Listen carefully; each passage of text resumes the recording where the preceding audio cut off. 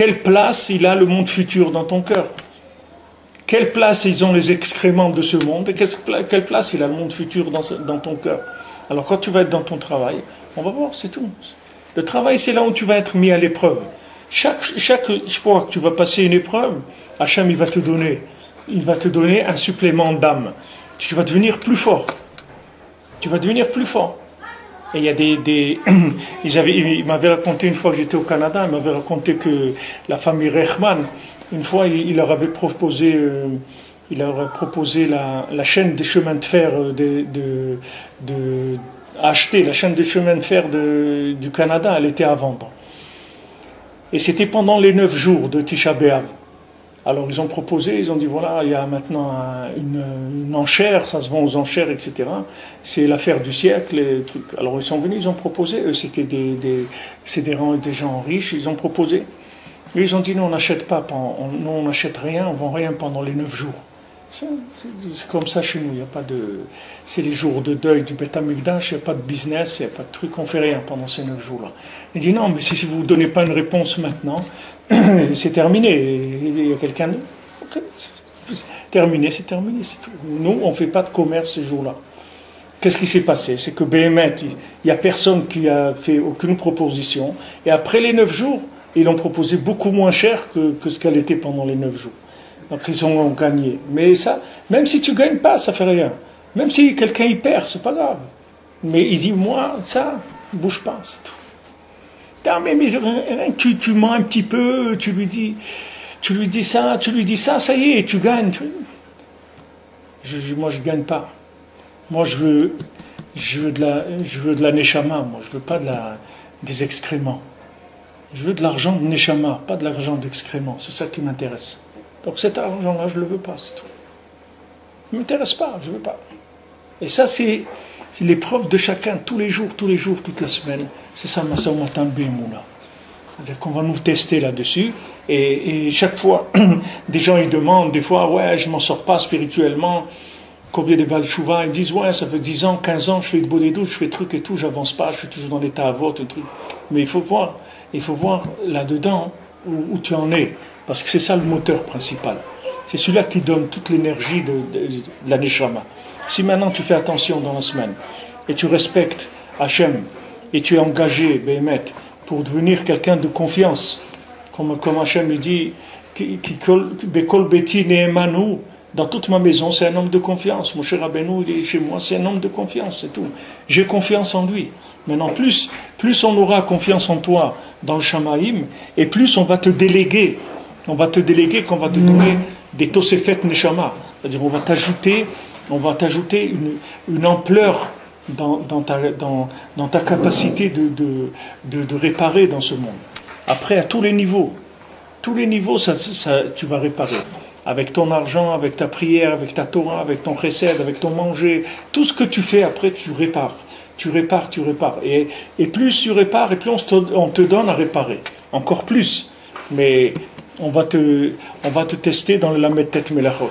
C'est-à-dire, c'est là-bas où tu vas acquérir la confiance. On va voir si... Et ça, c'est comme il dit Rashi, il dit Akadosh Baruch Hu, il dit, regarde, ne trompe pas ton prochain dans le commerce. Parce qu'Yani Hashem Elokecha, parce que moi je suis Hashem ton Dieu. Alors Rashi dit, pourquoi il dit ça, qu'Yani Hashem Elokecha? C'est-à-dire, tu dis, bon, ne trompe pas ton prochain. Il dit non, parce qu'il y a des choses qu'il n'y a que nous deux qui savons ça. C'est-à-dire, toi, tu vas faire quelque chose avec quelqu'un, un business, il n'y a personne qui le sait. Il n'y a que Hachem et toi, c'est tout.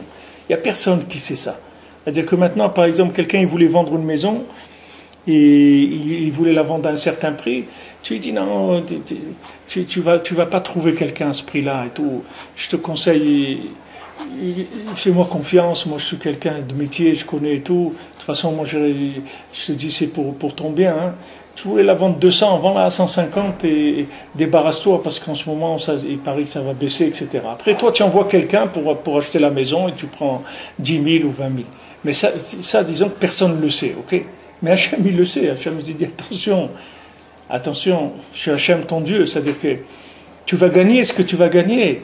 Mais en tout cas, avec moi, tu as perdu avec moi, tu as perdu la confiance que j'avais en toi, c'est tout. Alors tu choisis ce que tu veux. Tu veux ramasser des poubelles et perdre la confiance que j'ai en toi. Est-ce que tu veux? Choisis. Alors, mais pour vivre avec cette conscience-là, c'est un travail. Tu peux pas, parce que quand tu rentres dans le travail, ça y est, toute la tête, elle s'en va, tout s'en va. Tu dois travailler, faire tes trucs, t'occuper, etc. Il faut que tu arrives à avoir assez de Yeshuvadat, assez avoir l'esprit assez décanté, assez tranquille, pour pouvoir, quand tu vois un truc comme ça, couper et le sortir. Et c'est le chemin avec quoi on rentre dans Avodat Hashem. C'est pour ça que là-bas, dans le Baal Tfila, c'était le plus dur. Il a réuni tous les hommes du roi pour les sortir de là-bas, ceux qui étaient tombés dans l'argent. Parce que c'est le pire que tous. Tous les autres, ils se sont arrangés très rapidement, il n'y a pas eu de problème. Dès qu'ils ont trouvé la vérité, tout de suite, ils ont... Parce que c'était des gens qui étaient sincères, ils croyaient que dans la vie, ce qui comptait, c'était ça, c'était la nourriture, ou c'était les vêtements, ou c'était le kavod, ou c'était la chokhma, ou c'était... Chacun, il s'est trompé. Mais quand il est arrivé à trouver la super chokhma, tout de suite ils sont annulés. Cette super chokhma, elle venait du tzaddik dans la chokhma. Donc il les a récupérés, il les a rattachés au Baal Tfila, il les a refait faire tchouva, c'était pas un problème.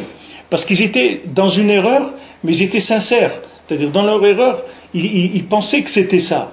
Mais c'était pas que eux, ils étaient déconnectés. Mais l'argent, ils pouvaient rien faire pour eux. Parce qu'ils sont rentrés dans un système d'idolâtrie où ils étaient irrécupérables par l'idéologie de l'argent. Toutes les autres idéologies, tu peux les reconnecter, c'est pas un problème. Quelqu'un qui aime n'importe quoi dans ce monde, qui pense que ce qui est bien c'est le sport, ou ce qui est bien c'est ça, c'est rien du tout à le remettre en place. S'il est sincère dans son truc, de ça tu le rattaches à la Gdusha, c'est pas un problème. Mais quelqu'un qui est tombé dans la trava de l'argent, tu ne peux pas le reconnecter. Tu es obligé de lui enlever ça. Ce n'est pas quelque chose qui se reconnecte.